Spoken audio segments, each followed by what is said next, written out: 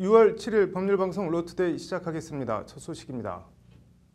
재판 거래 파문 관련해서 전국 35개 법원장들이 대법원에서 오늘 전국 법원장 회의를 열고 후속 대책을 논의했습니다. 형사 고발을 해야 할지 말지를 두고 법원 안팎에서 뚜렷하게 다른 두 기류가 감지되고 있습니다.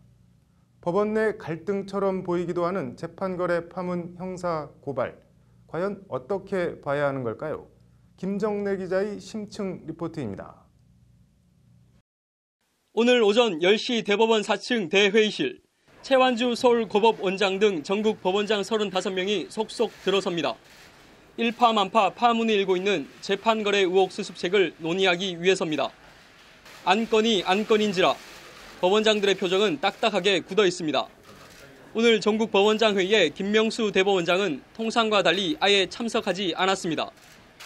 안철상 법원 행정처장은 인사만 하고 곧바로 퇴장했습니다.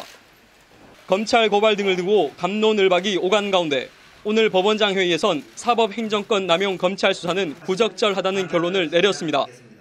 앞서 그제 열린 차관급 서울고법 부장판사 회의에서도 비슷한 결론이 도출된 바 있습니다.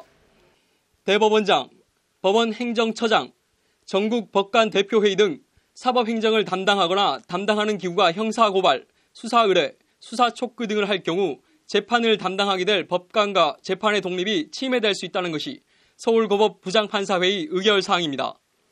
첨예한 논란인 형사조치와 관련해 고발 주체와 형식을 떠나 어떠한 경우도 안 된다는 불가 입장을 분명히 한 겁니다. 이 같은 고참 판사들의 결론에 대해 일선 판사들은 대체로 거세게 반발하는 분위기입니다. 당장 법관 뒷조사 파문 피해자 차성한 판사는 어제 오전 자신의 SNS에 서울고법 부장판사회의 결론을 성토하는 글을 올렸습니다. 이번 사태에 연루된 전 대법원장님, 처장님들, 심의관님들이 수사를 받는다고 소가 죽거나 초가 타지 않습니다.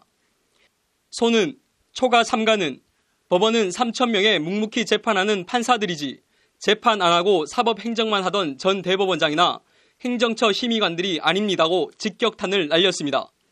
이런 가운데 오늘도 부산지법과 인천지법, 수원지법 등이 판사회의를 열고 사법행정권 남용 의혹에 대한 검찰 수사를 촉구했습니다.